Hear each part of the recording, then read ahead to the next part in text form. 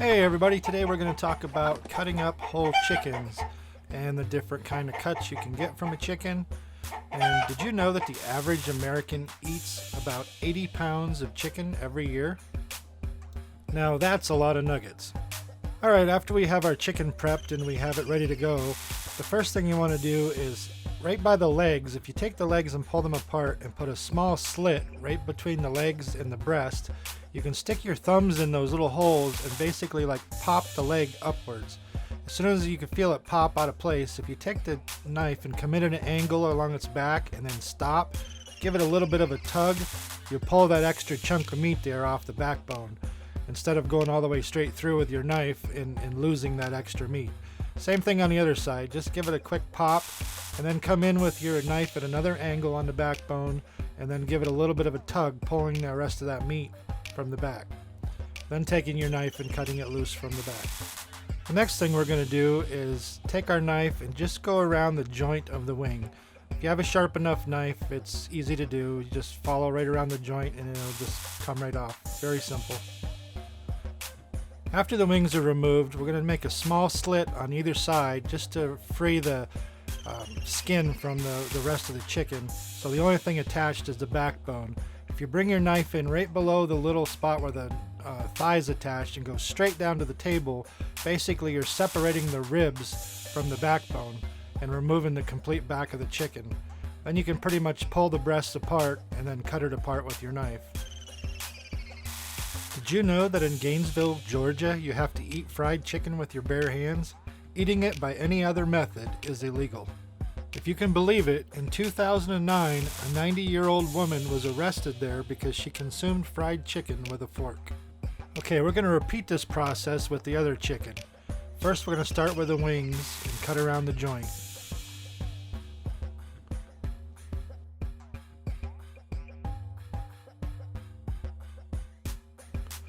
Putting a small slit on the inside of the legs, just like we did on the other one. Then sticking your thumb in and popping those legs outward until it pops out of joint. Then take your knife in at an angle on the backbone until it stops, and then pull that chicken thigh away from the back and getting that extra dark piece of meat from the backbone.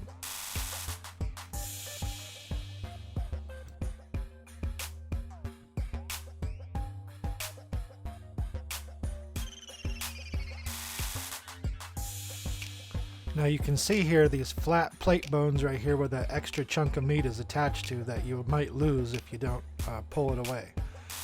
We'll cut the skin away from the back like before, and then taking your knife, coming in just by those plate bones and coming straight down to the table, separating the rib bones from the back bones.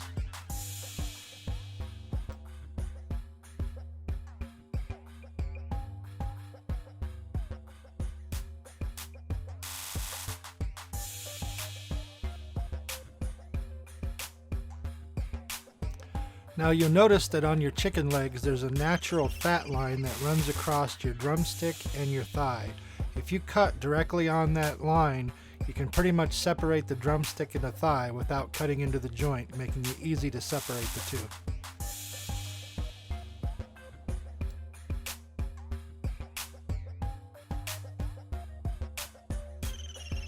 And there you have the chicken drumsticks, the chicken thighs, chicken wings, and bone-in chicken breasts.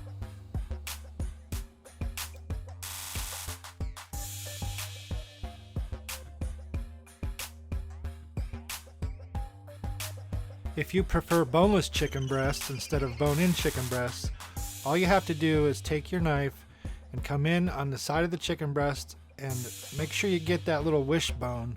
Just come just outside the wishbone, keep your knife pressed up against it, and then take your knife and go along the rib cage and just follow the rib cage down, just putting gently pressure against the side of your knife until you follow it all the way down and you separate the boneless breast from the rib bones.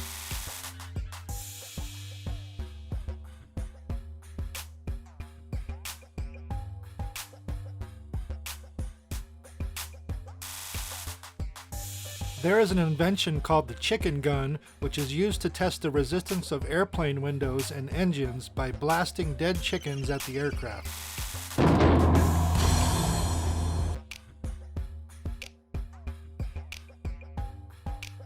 Also, chickens that listen to classical music can lay bigger and heavier eggs.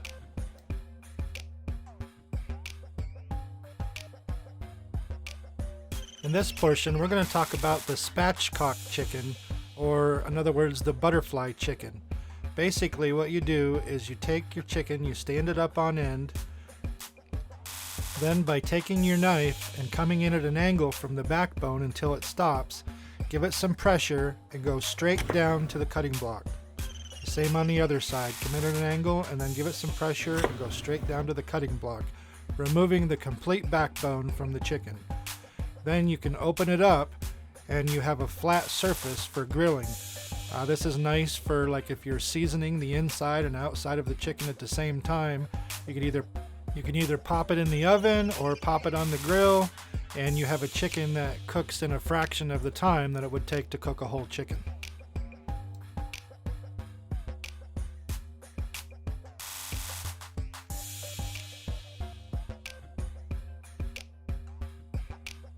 In the summer or fall months, there is a wild mushroom called Laetoporus that tastes nearly the same as chicken and can be found growing on dead hardwood trees. Sometimes it's called the fried chicken mushroom or chicken of the woods. Okay, what we're going to do with this chicken is we're going to completely debone this chicken.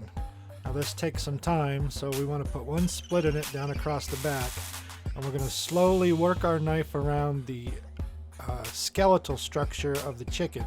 Just applying a little bit of pressure with your blade and to keep pulling back the meat a little bit as you go. This is going to take quite a bit of time, so I'm going to speed up this video just for the sake of time.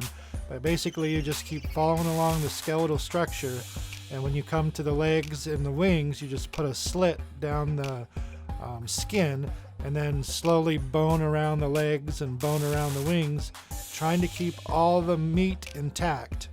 And this way you're going to wind up with one solid piece of meat that you can roll and stuff.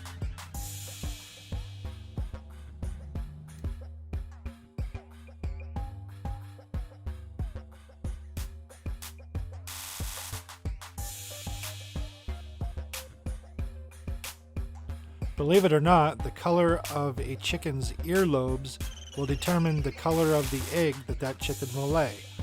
If your chicken has red earlobes, it will lay brown eggs. If it has white earlobes, it will lay white eggs.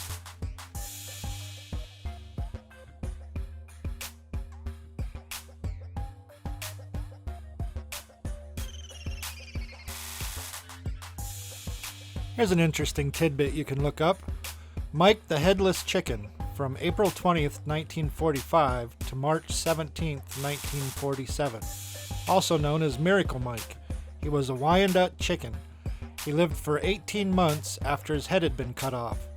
Although the story was thought by many to be a hoax, the bird's owner took him to the University of Utah in Salt Lake City to establish the facts.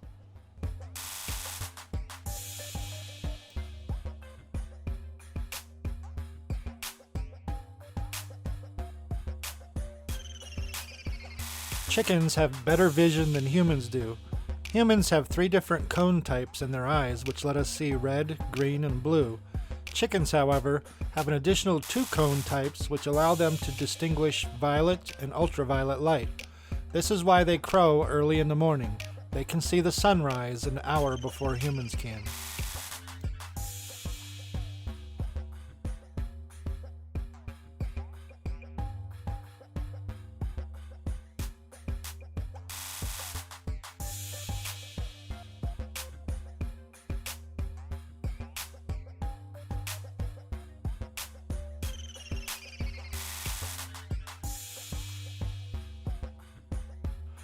The average chicken breast has approximately 300 calories, 50 grams of protein, and 6 grams of fat.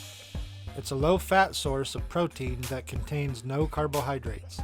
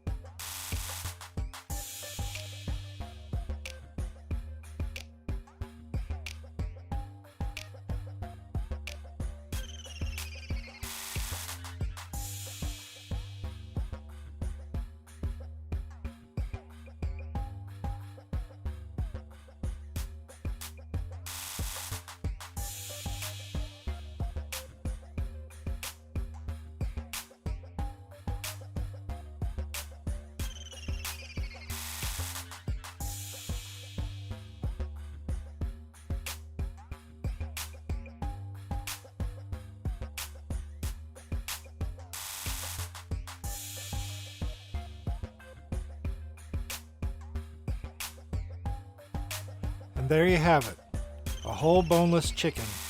You have your white meat and your dark meat, and it's all in one piece.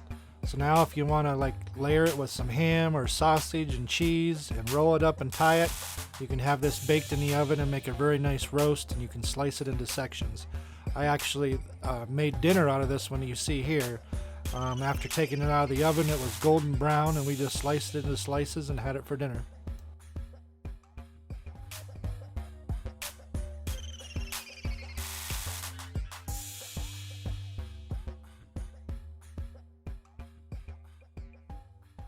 If you found this video interesting and you would like to see more, then just click on the little subscribe button here, and when the little bell pops up, click the bell so that way you'll be notified of new videos that are uploaded. Thank you, and see you next time.